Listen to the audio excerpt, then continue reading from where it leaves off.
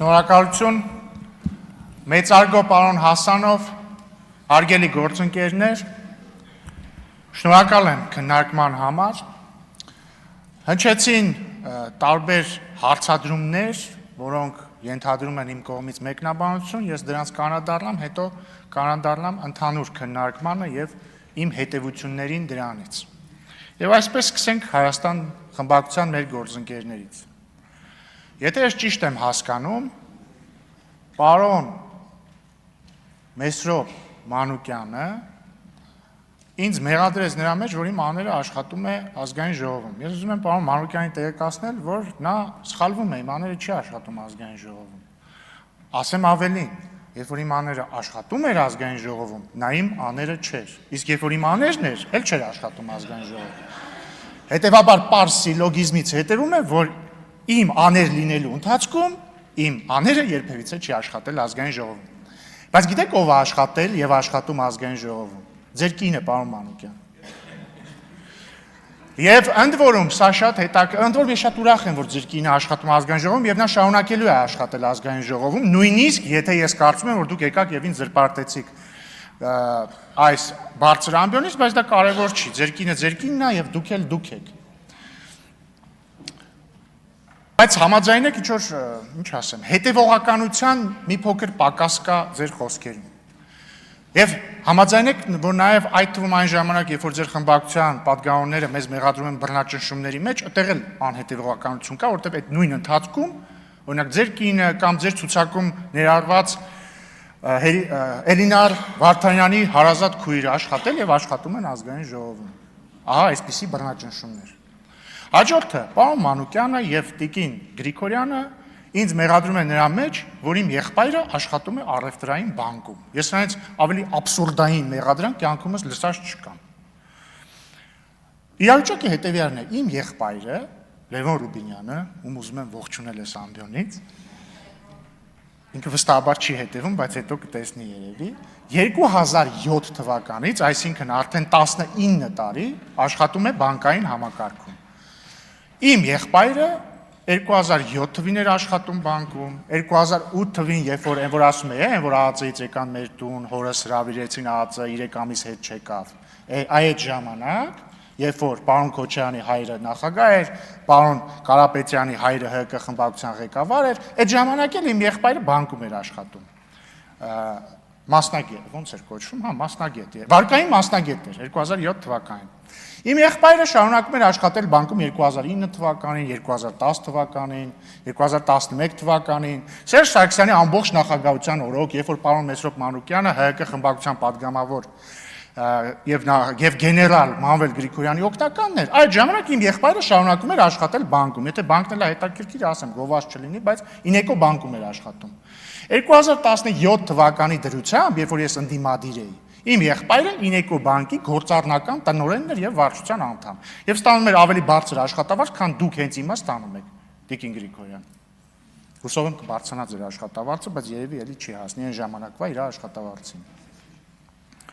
2017 թվականին, կրկնում եմ, հեղափոխության նախօրեին իմ եղբայրը աշխատում էր Ինեկո բանկի գործառնական տնօրեն եւ շարունակել է աշխատել Ինեկո բանկում մինչեւ 2025 թվականը։ Այդ ընթացքում չի հիմնադրել ոչ մի բիզնես, չի ներառվել որևէ բիզնեսում, շարունակել է աշխատել նույն իր աշխատավայրում, որտեղ աշխատել է 2007 թվականից եւ ամենավերջում զբաղեցնում էր Ինեկո բանկի մանրածախ բիզնեսի տնօրենի պաշտոնը եւ նաեւ վարչության անդամ էր։ Հետո 2025 թվականին մի բանկից տեղափոխվել է մեկ այլ բանկ, որտեղ իդեպ շարունակում է մի խանգարեք ինձ։ Որտեղ իդեպ շարունակում է զբաղեցնել նույն պաշտոնը ներողություն չէ, մանրածախ բիզնեսի տնօրեն եւ վարչության փոխնախագահ։ Հիմա մեղադրանքն ինչու՞մ է, որ իմ եղբայրը աշխատել մի բանկում աշխատել, հետո գնացել է մյուս բանկ աշխատել, մեղադրանքներն է, որ ահա այն մյուս բանկում եթե 25% մասնակցություն ունի պետությունը, ուրեմն շարի բախում կա, որտեղ բացատրեք ինձ։ Հաջորդը էլի ձեր այդ տարօրինակ տրամաբանության։ Հա իմ եղբայրը 25% պետական մասնակցությամբ առևտրային բանկում է աշխատում, Մեսրոպ Մանուկյանի կինն էլ 100% պետական մասնակցությամբ ազգային ժողովում է աշխատում։ Եվ ո՞րն է ձեր տրամաբանությունը։ Եվ ամենավերջինը, Ժորժ ջան, ամենայն հարգանքով չեմ ուզում ձեզ վիրավորել ոչ մի կերպ, բայց ամոթնել է էլի լավ բան։ Ձեր խմբակցության առաջնորդը եւ իր ընտանիքը իրանցից դատախազությունը պահանջում է որպես ապօրինի գույք բռնագանձել $200 միլիոն։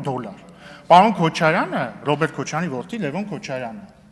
եթե չեմ սխալվում, 21 տարեկանում միլիոնատեր ա եղել։ Եթե սխալվում եմ, կներեք։ Բայց գիտեմ, որ երիտասարդ տարիքում միլիոնատեր ա եղել։ Քավլիցի, ուրախ եմ ձեզ համար։ Բայց միշտ անտրամաբանական է, էլի, որ եկեք գալիս ասում եք, պարոն Ռուբինյան, ինչա ձեր եղբայրը աշխատում բանկում։ Լավ է, այ քեզի բան։ Ընդ որում հետ որ ասում եք, հենց պետական մասնակցություն մտավ, սկսեց աշխատել, սխալ եք ասում, Ամիո բանկում պետական մասնակցությունը սկսել է 2022 թվականին, եղբայրս Ամիո բանկում աշխատում է 2025 թվականից։ Այսքանը ձեր խմբակցության մասին համոռացա, Տիկին Գրիգորյան, գիտեք ինչի չի մասնակցելու ձեր խմբակցությունը քվեարկությանը, որտեղ դուք վստահ չեք, որ քվեարկության ընթացքում չի պարզվի, որ ձեր падգամներից մի քանիսը ինձ են քվեարկելու, այդ թվում դուք։ Հիմա անցնելով Հարգարժան ուժեղ Հայաստան խմբակցությանը։ Տիկին Ղարամանյան, ես ցավում եմ, որ իրոք այդ կեղծ լուրը կրկնում եք կամ գուցե տարընթերցման կարծիք կա։ Ներողություն, էլի։ Այն ընթացքում, երբ որ դուք այս ամբիոնից ինձ ասում եք, որ ես լրագրողների համար նոր սահմանափակումներ եմ մտցրել, ես ֆրացի նայեցի մեր սիրելի լրագրողներին, բոլորը ասում էին sense, չէ, որովհետև եթե դուք ուշադիր զբոսնեք ազգային ժողովի տարածքով, բոլոր տեղերում կտեսնեք լրագրողներ։ Որևէ նոր սահմանափակում, որևէ չի մտցվել եւ չի մտցվելու։ Հաջորդը պարոն Ֆարմանյանն էր թերևս, ասում էր, ինչու եմ ես օգտագործում Կալուգա քաղաքի անվանումը եւ ինչու եմ օգտագործում օլիգարխ եզրույթը։ Սկսեմ Կալուգա քաղաքից։ Ես փաստ եմ արձանագրում, ես որևէ վիրավորելու, որևէ միտում երբևիցե չեմ ունեցել եւ չեմ էլ ունենալու։ Մարդը ապրել է երկար տարիներ եւ իր գործունեությունը ծավալել է Կալուգայում։ Նույն կերպ, եթե օրինակ ես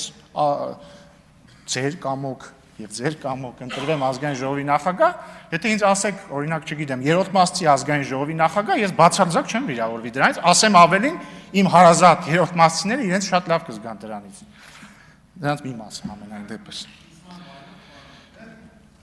Ուսման վայրով սխալ կլինի, որովհետեւ օրինակ, եթե ինձ ասեք Լոնդոնցի ազգային ժողովի նախագահ, դա փաստական սխալ կպարունակի, որովհետև ես Լոնդոնում ապրել եմ 1 տարի, Լոնդոնում չեմ կայացել որպես բիզնեսմեն,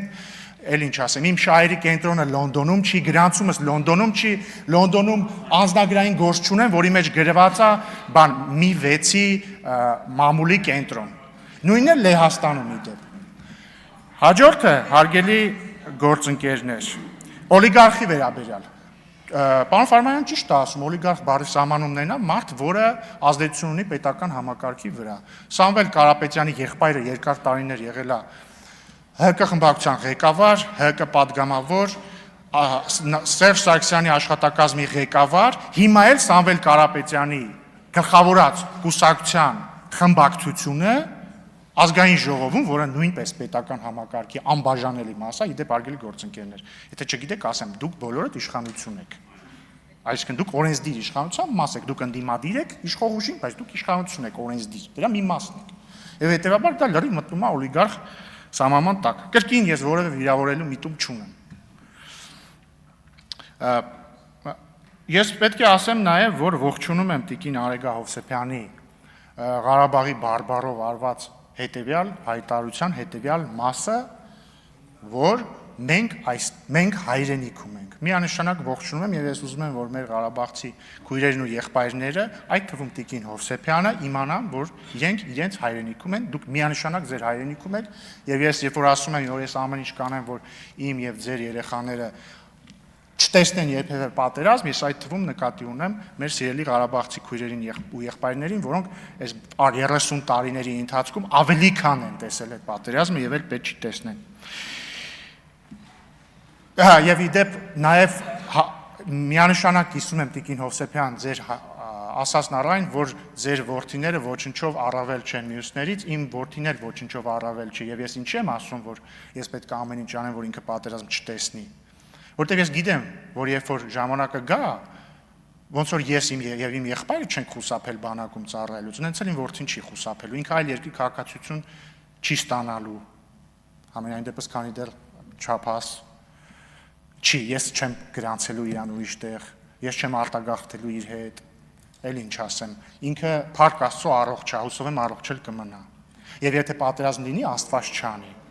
Ինքը ոչ մեկից առավել չի լինելու։ Եվ ոչ ոք ոչ մեկից առավել չի լինելու։ Բայց կերկնում եմ, ես ամեն ինչ անելու եմ, որ այս հարցը չկանգնի ընդհանրապես։ Հա, պարոն Կարապետյան, հետաքրքիր բան եք ասում եք, ես չեմ ուզում, որ Ադանան քեբաբով ճանաչեն, որովհետև Ադանան իմ հայրենիքն է։ Նախ մի քիչ սխալ եք ասում, ոչ թե Ադանան են քեբաբով ճանաչում, այլ քեբաբն են Ադանայով ճանաչում, այդ թվում այն ժամանակներից, երբ որ Ադանայում հայեր էին ապրում։ Երկրորդը, բայց տարօրինակ է, Տաշիրն էլ է ձեր հայրենիքը, բայց դա ձեզ չի խանգարել Տաշիր պիցան անվանել Տաշիր պիցա։ Սա ինչի համար ասեցի։ Իրական ինչ որ ես հիմա ասեցի, ինչ ասեմ, շատ ցածր մակարդակի բան էր, բայց ես ուղղակի ստիպված եմ անալոգիա բերել եւ ես կարծում եմ ընդհանրապես դուք բոլոր ձեր մի մասը, այսինքն նոր падգամավորներ եք, խնդրում եմ, իմ հայրենիք Հայաստանի Հանրապետությունն է միակը իդեպ։ Ներողություն, խնդրում եմ մի ընդհատեք։ Ես ձեզ լսել եմ առանց ընդհատելու։ Ընդ որում հարգելի գործընկերներ, ձեզ շատերը երիտասարդ են կամ նոր падգամավոր են, կարևոր է, ես օրինակ կիսվեմ մի բանով։ Ես միշտ ինչ-որ բան որ ասում եմ, սկզբից ինքսից մեծ անալիզ եմ անում։ Այս բանը որ ասում եմ, կարող է ես այդ նույնն եմ արել ժամանակին։ Եվ եթե մտածում եմ կարող է տես մեկնաբանել, չեմ ասում։ Հիմա սա ինչ եմ ասում։ Պարոն Գառնիկ Դավթյանի առաջին հարցը ուղղված ինձ, թե արդյոք ես թուրք տեսել եմ Ստամբուլում, քննարկումների առիթ դարձավ եւ մեր պատգամավորները անդրադարձան, տեսա համացանցում է քննարկվում։ Ես ուզում եմ հարգելի գործընկերներ, բոլորիդ կոչ անել ներողամիտ գտնվել, որովհետեւ պարոն Գառնիկ Դավթյանը երիտասարդ պատգամավոր է, նոր պատգամավոր է, իր քաղաքական կարիերան իր արժևում է եւ ոչինչ։ Նորմալ է, ես որևէ խնդիր չեմ տեսնում այդ հարցի մեջ։ Ուղղակի պարոն Դավթյան, sense մի հատ ռուսերենում խոսք ասում է, главное в ходе следствия не выйти на самого себя։ Հիմա արդյունքը պարզվեց, որ դուք մասնակցել եք հայ-ադրբեջանական երիտասարդական ինչ-որ հանդիպման, հերիք չի տեսել եք ադրբեջանցի, մի հատ էլ շփվել եք հետները։ Ու ես ուզում եմ ձեզ ասեմ, որ դրա մեջ ոչ մի վատ բան չկա, պարոն Դավթյանի։ Եվ ձեզ խնդրում եմ, տեսա լրագրողները հարցնում էին, դուք արդարանում եք, պետք չի արդարանալ։ Լավ եք արել։ Դուք որևէ հանցակ չեք գործել, դուք ադրբեջանագետ եք, դուք ուզեցել եք ծանոթանալ Ադրբեջանի հետ որպես պետություն, իրանց հանրության հետ, իմանալ իրանք ինչ են մտածում, դուք որևէ հանցակ չեք գործել։ Եվ նորմալ է, մի արդարացեք դրա համար։ Բայց ամեն դեպքում, խնդրում եմ, ամեն դեպքում վերհիշեք այդ ադրբեջանցիների կանտովքեն, ինչ ձև էր, որտեղ մարդ ես, կարող է պարոն Շիրազ Մանուկյանը հարցնի, կարողանաք պատասխանել։ Ընդհանուր առմամբ, հարգելի գործընկերներ, ես կարծում եմ, որ քննարկումը վատը չէր, եւ ես կարծում եմ, որ ի պատիվ մեզ բոլորիս բավականին բարձր մակարդակ էր քննարկումներում,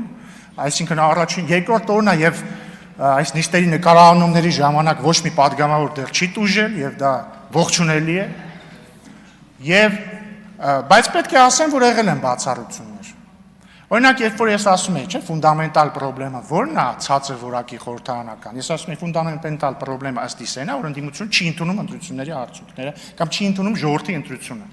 Հիմա տարօրինակ զուգադիպությամբ, պարոն Կարապետյան, ձեր խմբակցության անդամներից մեկը, նույն այն անդամը, որը 2018 թվականի Թավշյա հեղափոխությունը անվանում էր թուրք-ադրբեջանական,